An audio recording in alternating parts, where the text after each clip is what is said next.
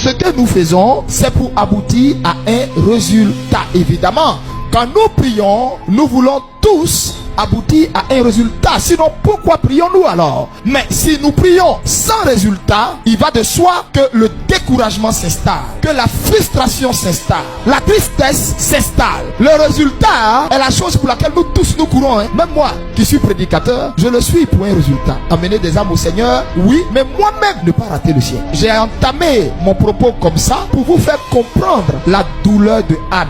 Anne se voit en train de prier pendant des années sans résultat. Elle était mariée à un homme polygame, Elkana, et Elkana descendait de la tribu d'Éphraïm. Éphraïm est le fils par adoption de Jacob. Éphraïm n'est pas l'enfant biologique de Jacob. Éphraïm est le petit-fils de Jacob, mais qui est devenu fils par adoption à cause du fait que Joseph n'avait pas été compté dans l'héritage de Jacob. Jacob prend deux de ses fils, il les insère dans l'héritage du peuple d'Israël, Manassé et Éphraïm. Et Elkana descend d'Éphraïm. Et c'est ce Elkana là se retrouve dans un mariage polygame où il avait deux femmes, Anne et Pénina. Et les écritures précisent, Pénina avait beaucoup d'enfants, par contre Anne n'en avait pas parce que l'Éternel l'avait rendue stérile. Et donc, celle qui avait des enfants passait son temps à humilier l'autre qui n'en avait pas. Donc imaginez cette femme, Anne, n'ayant pas d'enfants, même si les autres enfants l'appellent maman. Vous pensez que quand l'enfant de l'autre t'appelle maman, tu crois que c'est de tout son âme qu'il dit maman, hein? En réalité, il sait qui est sa maman.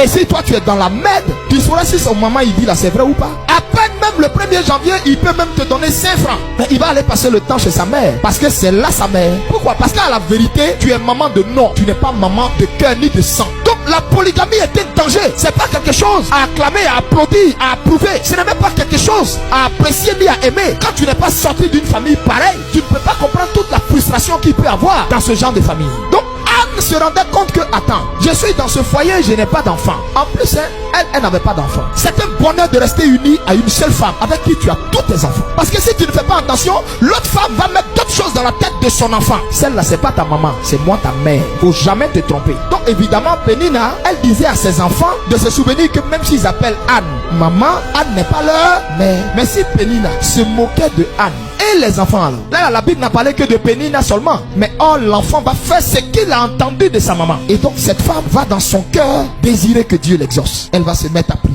Elle a prié jusqu'à... il n'y a pas d'enfant. Mais quel est ce Dieu qu'on prie et puis il n'y a pas de réponse? C'est frustrant. Et un jour, il retourne encore au tabernacle. Quand ils sont arrivés au lieu, Pénina encore sur le dos de Anne. Vente cimetière. Toi, faut t'asseoir là seulement. Regardez le degré de sorcellerie. On rit de toi à la maison et puis jusqu'à... c'est dans l'église encore, on vient rire de toi. Il y a une fierté qui ne s'explique pas chez une femme lorsqu'elle a un enfant. Elle n'a rien. C'est-à-dire savoir qu'elle est mère. Tu n'as pas idée. Ça, c'est quelque chose, c'est un trophée que tu ne peux pas lui enlever.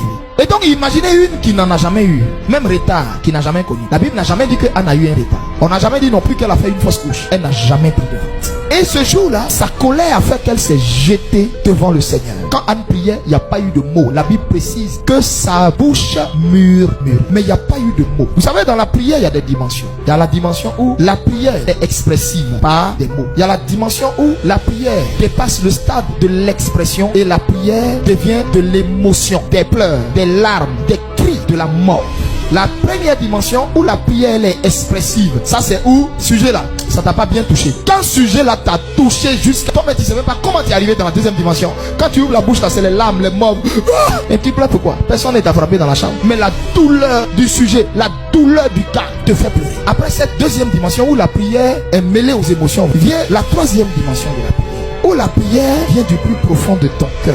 Et là, c'est où ton cœur s'adresse à Dieu. Ça, c'est plus les mots, c'est plus l'émotion, mais la chose qui te fait mal, tu rumines ça sous forme de prière. Tu n'as pas ouvert la bouche, tu parles pas. Généralement, dans d'autres versions, les gens disent répandre son âme. C'est la dimension où la prière devient un soupir. Ça, c'est la troisième dimension. Donc, les gens t'ont vu que tu as fait comme ça. En réalité, tu viens de faire une prière depuis de 4 heures du temps. Toute l'expression de ce que tu ressens dedans, c'est sorti dans le C'était simple, hein. C'est ton âme. Il n'y a pas de mots pour dire ça. Il n'y a même pas d'émotion. La prière devient un soupir. Ça dépasse le stade du langage. C'est ton âme qui est répandue devant Dieu. Et c'était le cas de Anne. Les mots ne sortaient pas. Tellement la douleur était grande. Et donc, Anne finit de pleurer. Et la façon elle était en train de prier a choqué le sacrificateur, l'homme de Dieu. L'homme de Dieu là aussi, Élie le sacrificateur, tellement lui-même il était déconnecté de Dieu, au point où il n'a même pas discerné que la dame là, c'est douleur qui la rend comme ça. Pourquoi la prière de Anne n'avait-elle pas été exaucée? Beaucoup de critères entrent en scène. Le premier, Dieu avait commencé à rendre les visions peu fréquentes, les songes rares. Dieu avait commencé à arrêter de se révéler aux gens. Parce que Israël était tombé dans une rébellion qui n'avait pas de nom. Au point où le sacrificateur de l'Éternel, lui et ses enfants, étaient en train de jouer avec les choses sacrées. Élie en question, qui pensait que la femme là était saoulée, là. Ses enfants profanaient les sacrifices de l'Éternel, les offrandes. En dehors de profaner les offrandes, les enfants d'Élie couchaient avec les filles qui travaillaient dans le temple. Comme c'est commun dans nos églises de voir dans le groupe musical des gens qui couchent entre eux parmi les commandos, des gens qui couchent entre eux. S'ils couchent pas entre eux, il a plein de maîtresses dehors. Tu les vois parmi les hôtesses. Elle est zélée pour faire asseoir les gens. Mais celle a songé des jambes dans les hôtels. Elle a fini de faire ça. Tu la vois laper les Beaufort, les Heineken. Pourtant, elle est hôtesse. C'est à cause de sa double vie. Elle est jolie comme ça et puis il n'y a pas mari. Il est pasteur. Ou bien il est appelé dans l'église. Il va aller chez tel fidèle ici. Il va aller escroquer. Il va prendre au temps. Il s'élève. Il va aller se lier d'amitié ici avec telle famille ici pour aller prendre temps. Les escrocs ambulants là, c'était ce qui s'est passé au temps de Élie. Ces deux enfants. Des sacrificateurs qui n'avaient aucune crainte du Seigneur. Quelle honte. Des gens qui se fiancent entre eux, qui se défiancent entre eux. C'est-à-dire sans respect de l'autorité. Le pasteur lui-même, il ne sait pas. La sœur, tu n'es même pas allé avec elle au mariage. Que dans son esprit, il a déjà couché avec elle, recouché avec elle, dans tous les sens, il est rassasié. Tu ne peux pas travailler à l'hôtel et pendant que tu travailles à l'hôtel, tu es en contradiction avec ce qui s'est fait à l'hôtel. Jésus dit, c'est lui-même qui convoite juste une femme dans son cœur. Et il a déjà commis l'acte avec elle. Tu as déjà couché avec elle. C'est pourquoi vous voyez, on finit de bénir ce genre de soi-disant fiancés et puis après, ils ont des problèmes pour faire des enfants. Du coup, Dieu était tellement en colère que à cause du péché de cette famille, ça réjaillissait sur la nation d'Israël. Et voici une femme qui criait à Dieu pour un enfant. Et elle ne savait même pas pourquoi le ciel était fermé sur sa tête. Quand tu es dans le ministère d'un pasteur, d'un homme de Dieu, d'une servante de Dieu, qui vit dans le péché, une Jézabel, ou dans le ministère d'un pasteur, qui vit dans le péché, dans la masturbation, ou qui est pédé, ou qui est rentré dans la franc-maçonnerie, ou dans des loges, pour avoir l'argent, ou pour que son ministère monte. À cause de ça, comme tu es dans l'endroit là, ça peut fermer le ciel sur ta tête. Elle ne sait pas pourquoi elle va à Shiloh, elle crie jusqu'à prière monte pas.